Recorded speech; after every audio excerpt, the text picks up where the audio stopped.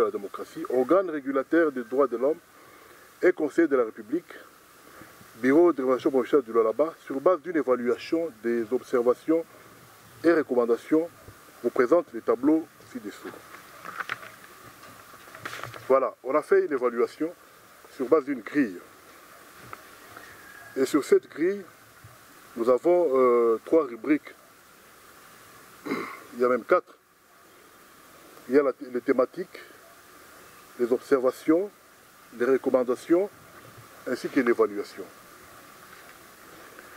Au Lualaba, nous avons, hormis l'autorité provinciale, nous avons 10 ministères et 8 commissariats généraux. Sur 10 ministères, il y a 5. Je suis allé trop vite. Sur la rubrique évaluation, il y a ce qu'on appelle les mentions. Il y a la mention excellence, la mention très bien, la mention bien et la mention à améliorer. Il y a les ministères qui se sont distingués avec la mention très bien. Il y a premièrement le ministère de l'Intérieur et Sécurité.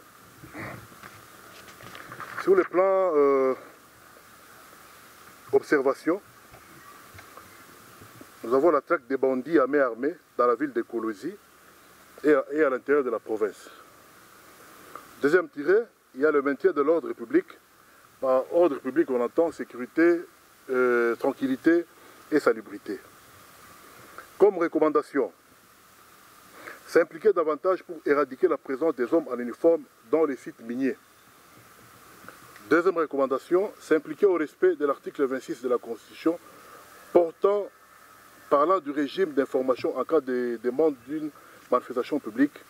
La troisième recommandation, il y a renforcer les mesures sécuritaires pendant les périodes festives. Comme mention, c'est très bien. On est allé trop vite. On devait commencer par l'autorité provinciale.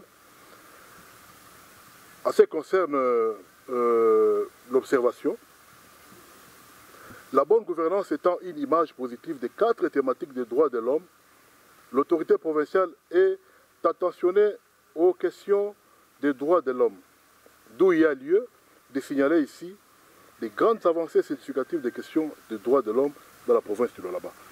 Comme recommandation, là je vais insister, le plaidoyer ainsi que issu des activités de la société civile et vont au Lualaba ont pour destinataire principal l'autorité provinciale. Ainsi, la CNDH, institution de l'État, organe régulateur conseiller de la République en matière de droits de l'homme, ayant comme partenaire de premier rang ces organisations agissant dans le cadre de collaboration interinstitutionnelle, sollicite une ouverture de confiance et de collaboration auprès de l'autorité. Deuxième recommandation, il y a la multiplicité des différents services de l'État, la multiplicité des missions des différents services de l'État au niveau provincial dans les entreprises minières qui frisent le climat des affaires et à l'autorité de pouvoir s'y impliquer. Troisième recommandation, accélérer les pourparlers avec Kinshasa sur la question des constructions des routes à vocation nationale. Comme mention, très bien.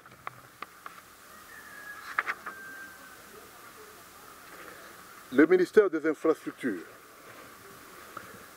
Observation. Il y a la construction et la réhabilitation des routes, la construction et la réhabilitation de plusieurs ouvrages dans la ville de Kolosi et à Kassaji, ainsi que dans plusieurs périphéries de la province. Routes, bâtiments, etc. Deuxième observation, transformation de la ville et de la province du Lualaba en un chantier. Recommandation, renforcer les mécanismes de passation des marchés publics. À la fin de chaque mois, la CNDH établit un rapport. Et ce rapport a pour destination Kinshasa, notre hiérarchie. Donc cette vie humaine là au Lualaba, nous l'avons tous les jours.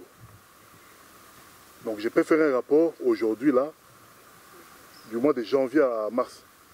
Il suffit de sélectionner ce qui s'est passé et on évolue. Nous avons nos techniques de travail. Donc ce qu'on a fait là, c'est fiable. C'est fiable et même notre population peut juger, elle va comprendre. Voilà des affaires foncières. La CNDH est membre dans la commission provinciale de délocalisation. Donc parlant de tout ce qui est délocalisation, nous maîtrisons très bien. Il y a beaucoup de choses. Nous aimons beaucoup notre commissaire général et nous voulons qu'il améliore sa façon de travailler. Il n'est pas le seul, ils sont nombreux. C'est pour les aider à améliorer leur façon de travailler, respecter les cahiers des charges au profit de la population.